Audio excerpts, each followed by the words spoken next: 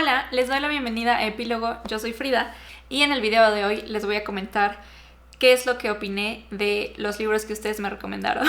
Y recordarán que estos títulos los saqué de una lista que tengo de todas las recomendaciones que ustedes me han dado a través de los videos de Goodreads, de Instagram. Voy nutriendo esta lista conforme ustedes me van recomendando. Y cuando cumplió un año Epílogo hice esta dinámica de escoger al azar 5 de estos títulos y son los que leí y les voy a platicar ahorita.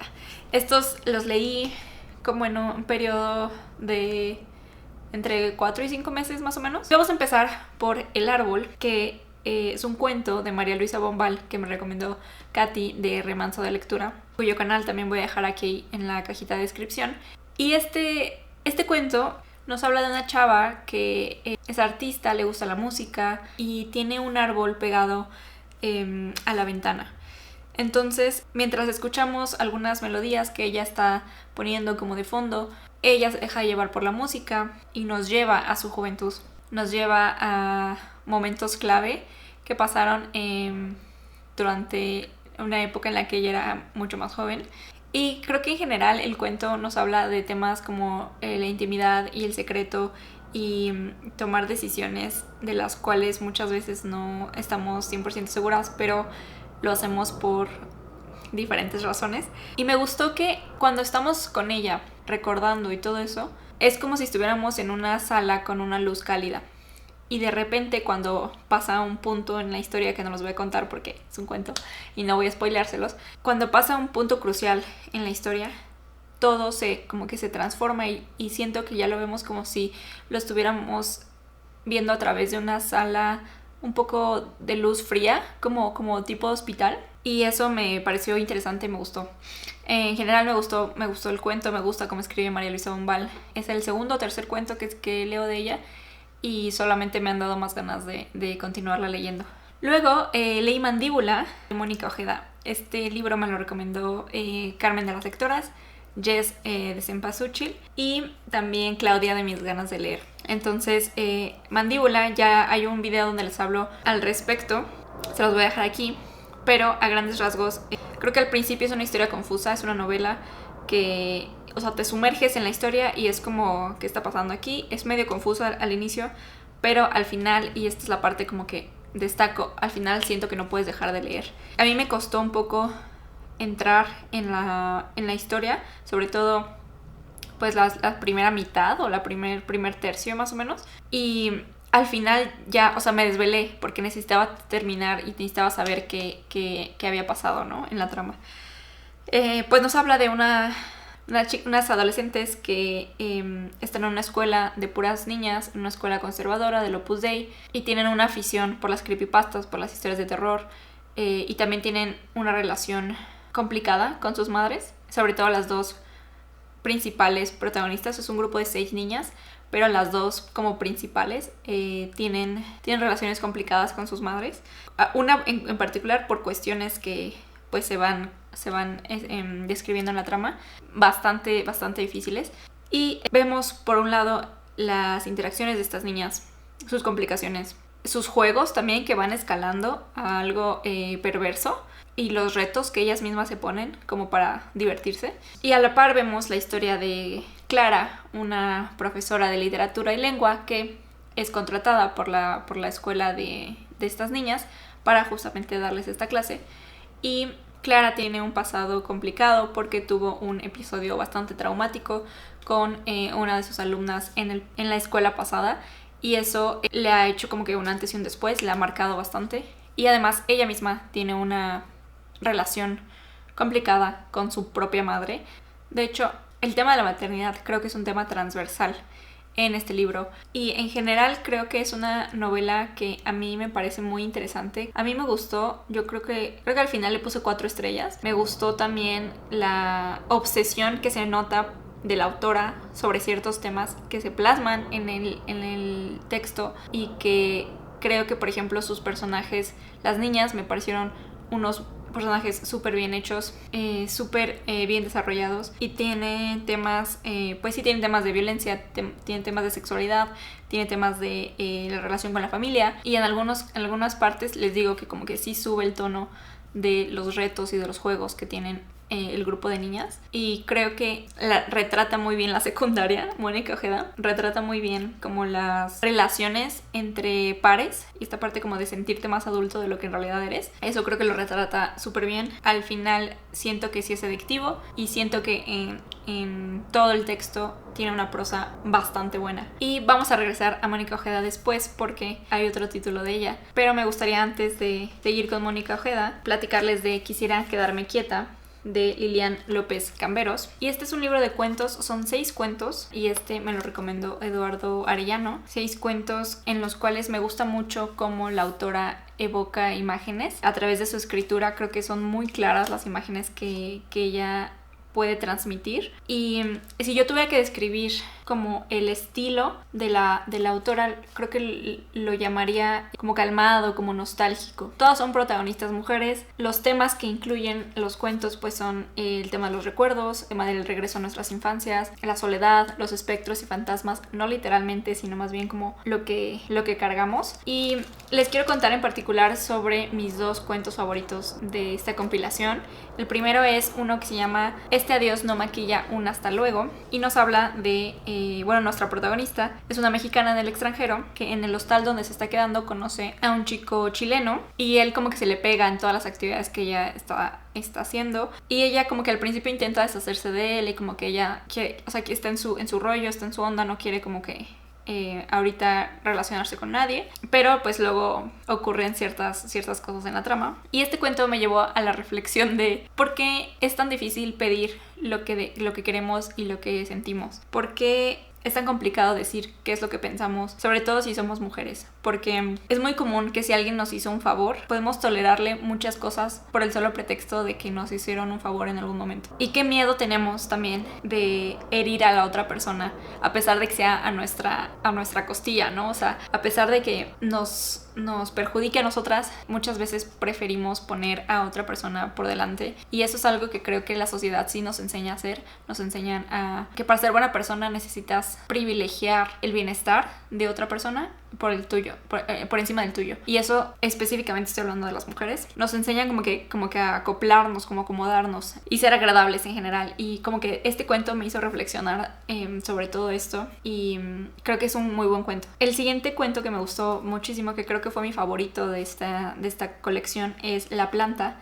Y es una mujer cuidando a su planta porque, entre otras razones, está pasando por un momento personal muy doloroso y muy complicado. Está pasando por un duelo, al mismo tiempo que su esposo está pasando por un duelo diferente, y cada quien está inmerso como que en su propio dolor. Y es triste y desesperante a la vez este cuento, pero creo que está muy bien narrado. Al final le di 4 estrellas, si no me equivoco, pero en realidad es como 3.8 tal vez, porque hubo un cuento en especial que no me gustó mucho. Entonces como que eso le bajó un poquito, sobre todo porque son 6 cuentos y son poquitos. Pero creo que sí vale la pena leer a esta autora. Luego leí Historia de la leche, de Mónica Ojeda, y este me lo recomendó también Claudia, de Mis ganas de leer. Este es un libro que no había escuchado de él antes de que Claudia me lo recomendara. Creo que de los de Ojeda es el menos famoso, por así decirlo, y creo que tiene mucho que ver con 2 situaciones. La primera es que es poesía, y la otra es que creo que es difícil de conseguir. Entonces eso también pues ha mermado como que la gente hable de este libro, ¿no?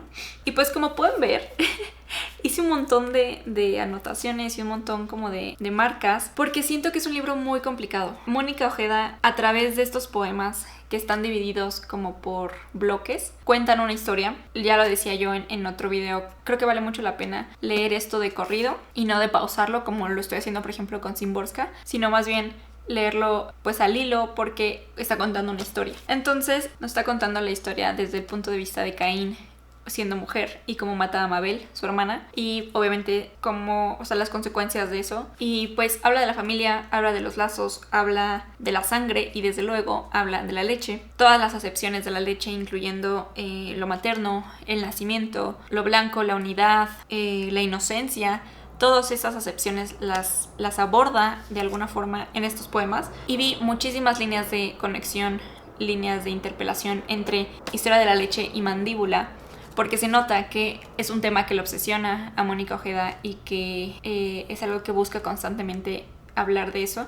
También hay temas de maternidad aquí, por supuesto, desde luego. Y lo que sí diría es que hace un uso excesivo de las metáforas. Muchas veces yo como lectora me perdía, no sabía qué estaba pasando, me perdía de la historia, me perdía de los acontecimientos que estaban pasando porque no entendía qué estaba pasando. Creo que más de la mitad de las veces yo no sabía qué onda. Y les voy a leer uno para que más o menos sepan como el tipo de lenguaje que usa Ojeda. Esto, por ejemplo, es casi el principio y dice: hora de huir de la madre. El origen es una aguja escribiendo los nombres de los muertos en las pupilas de los peces. Ceguera oceánica. Sin imagen solo queda el sentido de lo invisible y una punta sangrienta como línea de salida a la superficie. Mientras tomas aire, la escritura se humedece de futuro. Y por ejemplo ahí entiendo yo que se está refiriendo al parto, pero ese como que queda un poco más claro. Y en otras ocasiones como que yo sentía que estaba como que dando una profecía, y quizás sí, no lo sé, pero les voy a leer una que dice: protegerás al huevo de los músculos de lo invisible, su blanco de ojo, callado como el pensamiento.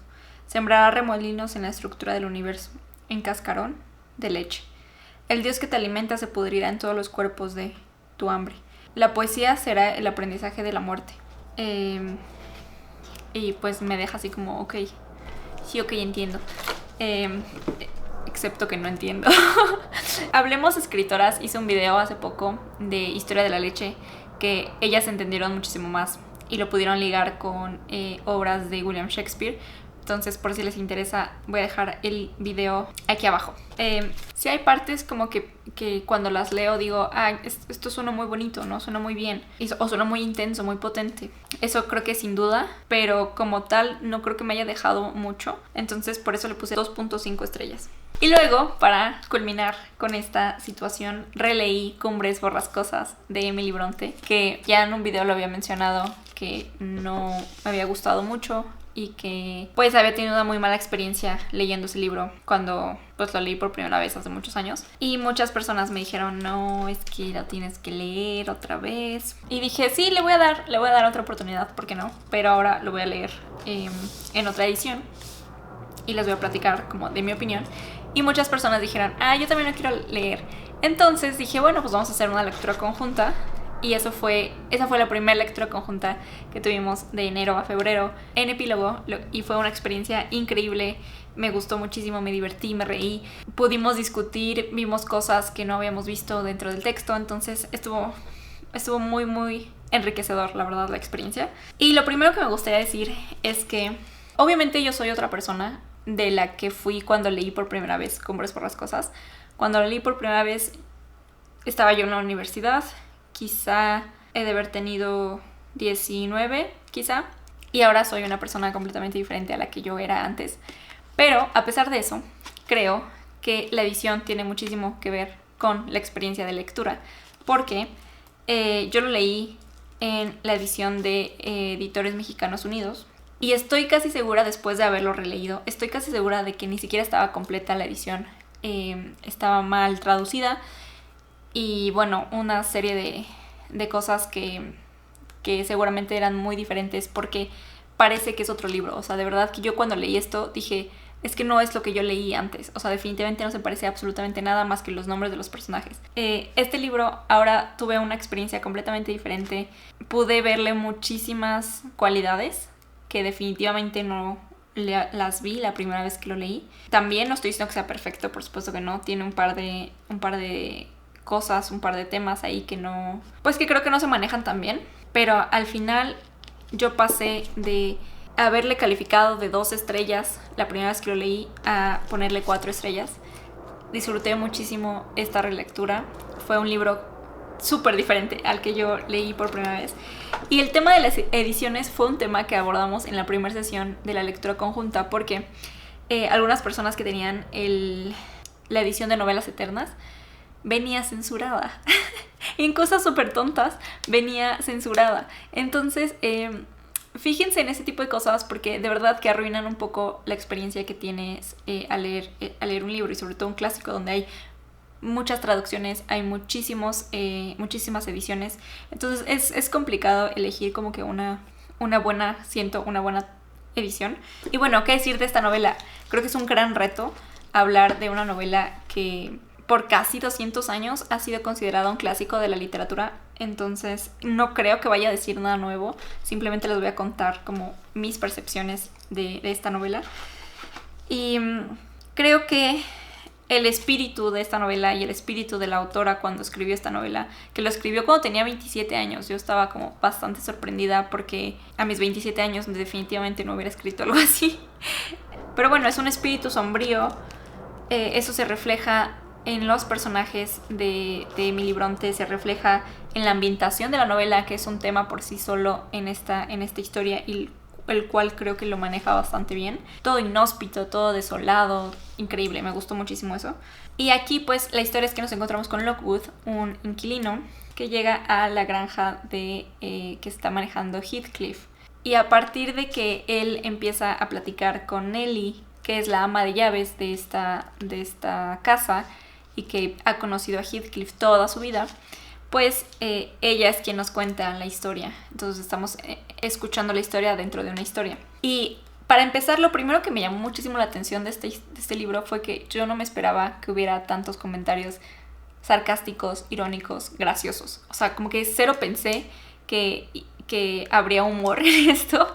Y hay muchísimo, pero no porque yo creo que es chistoso lo que está pasando, sino porque hay unas puntadas en los diálogos muy, muy bien hechas y muy divertidas que a mí me causaban mucha diversión realmente. Un tema específico que me gustaría platicar de mi percepción también, cómo cambió, es que la primera vez que leí Cumbres Borrascosas, yo no entendí que Heathcliff era una persona no blanca. Como que no sé si eso no venía en la edición que yo leí, pero cero se dio a entender eso.